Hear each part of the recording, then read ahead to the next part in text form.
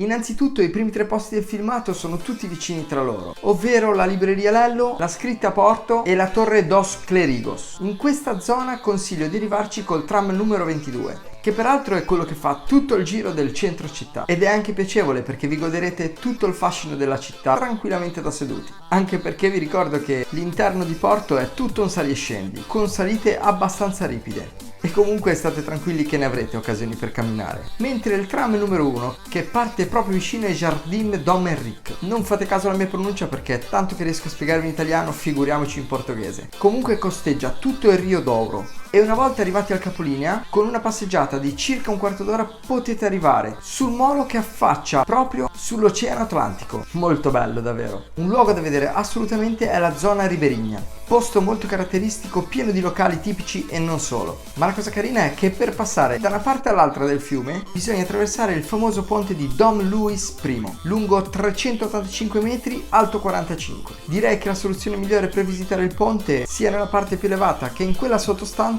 è passare prima dalla parte bassa, passeggiare tutto lungo il fiume per prendere la cabinovia che ti porta in alto e attraversare la parte più elevata del ponte, per poi dirigersi verso il centro. Oppure fare il percorso inverso. Il nostro tour è partito da Porto per poi dirigersi all'Algarve per finire a Lisbona e dintorni. Tutto questo in macchina. Ovviamente se dovete visitare solo Porto è consigliato utilizzare solo ed esclusivamente mezzi pubblici, perché non c'è parcheggio da nessuna parte, nemmeno nella maggior parte degli hotel. Perciò se anche voi dovete noleggiare una macchina per un eventuale tour, assicuratevi prima che il vostro hotel abbia un parcheggio, oppure che sia convenzionato con uno di quelli privati. Se no i costi giornalieri sono piuttosto elevati. Ecco ragazzi, come al solito vi ricordo di iscrivervi al canale per non perdere i prossimi video che ho preparato su Algarve, Lisbona e Sintra.